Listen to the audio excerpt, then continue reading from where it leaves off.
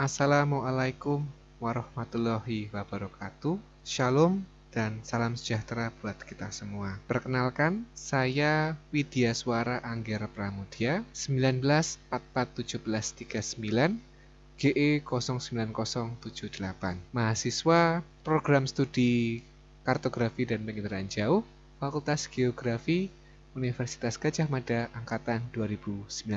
Dan saat ini saya akan melaksanakan responsi mata kuliah praktikum basis data dan infrastruktur data spasial. Dan pada responsi kali ini saya ditugaskan untuk membuat proyek dan melaksanakan proyek tersebut mengenai publikasi data spasial pada GeoServer. Langsung saja kita mulai. Jadi, sebelum memulai segala proyek, persiapkan bahan-bahan seperti software dan file lainnya seperti pada folder ini. Bahan-bahannya terdapat Java, kemudian aplikasi GeoServer itu sendiri dan data shapefile. Java harus diinstal terlebih dahulu karena GeoServer memang berjalan menggunakan JavaScript.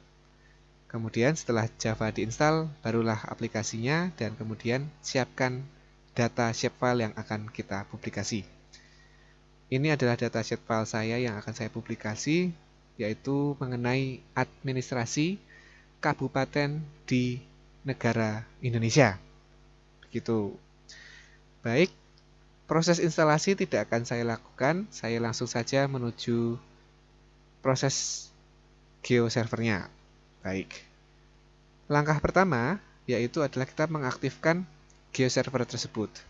GeoServer sebenarnya akan berjalan secara otomatis jika online. Tetapi untuk saat ini dan praktikum ini memperbolehkan hanya offline saja untuk sebagai contohnya. Oleh karena itu, langkah yang harus ditempuh adalah kita pergi ke folder instalasi GeoServer tersebut untuk memulai server buatan. Ada di local disk C, program file 32 bit karena program ini berjalan 32 bit. Lalu di bagian bin kita jalankan bat ini. Oke. CMD akan keluar dan kita tunggu sampai ada tulisannya servernya mulai jalan. Baik, kita tunggu sebentar. Baik, ini adalah contoh bahwa server sudah siap. Bisa dilihat, server main sudah started pada angka sekian. Baik, CMD ini kita sembunyikan terlebih dahulu dan jangan di close, di minimize saja. Kita selanjutnya bisa membuka GeoServer melalui browser yang sudah kita punya. Teman-teman lain mungkin menggunakan Chrome, Opera, Firefox, dan browser lainnya, tetapi pada praktikum ini, pada responsi ini, saya akan menggunakan Microsoft Edge sebagai contoh juga bahwa GeoServer akan berjalan pada Microsoft Edge. Begitu nggih. Kemudian kita ketikkan localhost /8080 yang dimana itu adalah portnya, kemudian /GeoServer. Baik, kita menuju webnya. Nah, baik, ini adalah tampilan awal pada GeoServer. Bisa kita lihat bahwa GeoServer ini mengakomodasi berbagai macam service dari WCS, WFS, WMS, TMS, WMSC, hingga WMTS. Banyak sekali. Kita langsung isi username dan passwordnya. Untuk saat ini saya sudah menyimpan passwordnya dan username juga. Kalau misalnya diketik ulang, username-nya adalah admin dan passwordnya adalah GeoServer. Baik, langsung saja kita masuk ke dalam dashboard selanjutnya. Ada apa?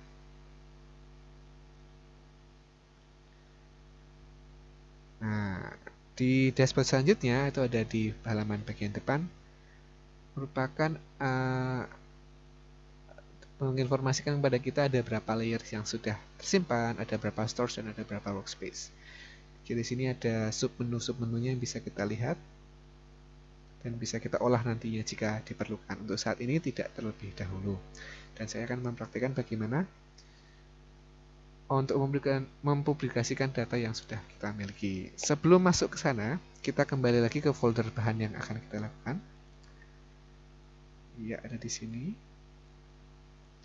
Shapefile yang sudah kita punya, kita pindahkan terlebih dahulu ke direktorinya GeoServer agar saat nanti disimpan pada server, data tersebut dapat dipanggil. Oke, caranya semua data ini, data shapefile dan teman-temannya, kita copy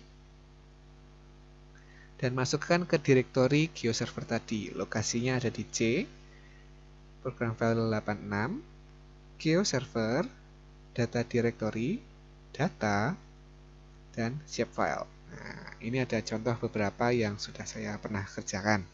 Lalu paste di sini. Nah, baik. Sekarang kita balik lagi ke GeoServer. Nah, langkah yang pertama yang harus kita lakukan adalah membuat workspace. Ini, jadi workspace.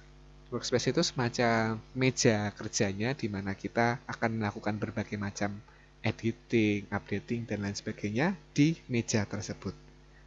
Kita langsung add new, bahwa kita akan membuat sebuah workspace yang baru. Namanya kita isikan, karena saya akan mempublikasikan data berupa kabupaten di Indonesia, maka saya tulis namanya Kabupaten Indonesia. Perlu diingat bahwa di sini tidak bisa dispasi sehingga harus dipakai underscores. Kemudian untuk URI-nya boleh mengikuti yang saya contohkan. Nah, geoserver.org/ nah terserah mau pilih apa. Kalau saya pilih Kapindo. Jika ingin menjadi default dan isolated silahkan diklik, tapi untuk saat ini saya tidak dulu ya. Save. Di kabupaten sudah selesai workspace-nya. Kita klik. Nah, lalu kita pilih services mana yang mau kita jadikan data ini. Saya akan memilih semuanya agar semua services itu bisa dilihat pada data saya. Di save ya. Sudah. Jikalau sudah, kemudian langkahnya dilanjutkan kepada stores. Stores ini fungsinya itu adalah memberikan data kepada server sehingga server itu menyimpan data kita, sehingga saat pengguna akan membuka data kita, data itu langsung terbuka karena sudah disimpan pada stores. Tidak lagi menghubungi komputer saya untuk mengunggah dan lain sebagainya. Gitu. Baik. Kita buat dulu store yang baru. Kita buat. Kemudian karena kita memakai datanya adalah berupa shapefile, itu kita pilihnya shapefile. Baik, ini kita yang harus isi-isi. Workspace, tadi kita sudah punya workspace Kabupaten Indonesia. Data source name-nya Kabupaten juga tidak apa-apa, atau Indonesia saja, ini hanya penamaan. Deskripsinya kalau mau ditambahkan silahkan, tidak bermasalah. Shape location, shapefile-nya kita panggil lagi shapefile administrasi Indonesia yang sudah kita simpan tadi. Caranya klik browse tadi. Ini sudah data directory, sudah otomatis ya. Kita lanjutkan lagi ke tempat yang tadi ada di data. Kemudian save file. Nah, kemudian pilihkan filenya. Ini dia, file saya. Oke, semua sudah. Di save lagi. Baik, kemudian akan langsung ke new layer, otomatis ke layer. Jadi setelah dia store, dia langsung otomatis siap ditampilkan pada layer. Nah, inilah dia. New layer kita publish. Baik. Ini dia. Name-nya IDN2 ya. Lalu title-nya bisa kita rubah Kabupaten Indonesia.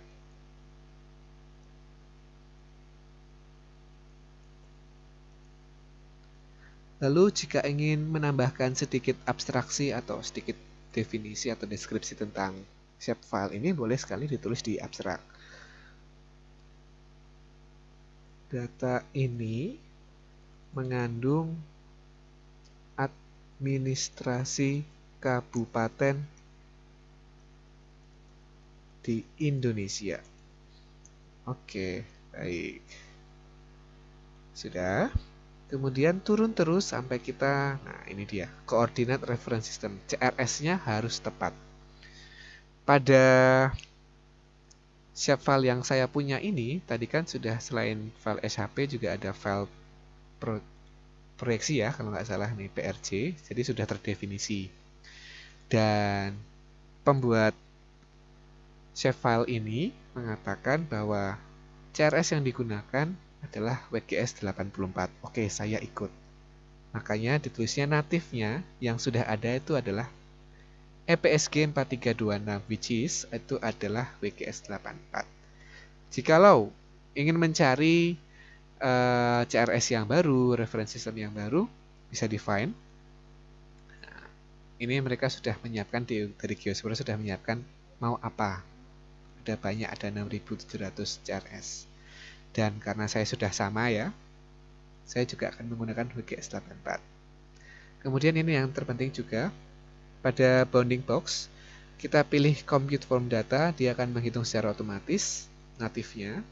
Oke, lalu compute from native bound untuk menghitung lat longnya. Baik, scroll sampai ke bawah lagi, di save. Dan layers kita, nah ini dia, sudah ada. Sudah centang ya, sudah enabled. Kemudian, proses penyimpanan kita pada server sudah selesai. Oleh karena itu, langkah terakhir adalah melihat. Melihatnya bisa pada submenu ini, layer preview. Baik, mana kita cari punya kita? Ini dia, Kabupaten Indonesia. Cara melihatnya mudah, kita langsung klik Open Layers.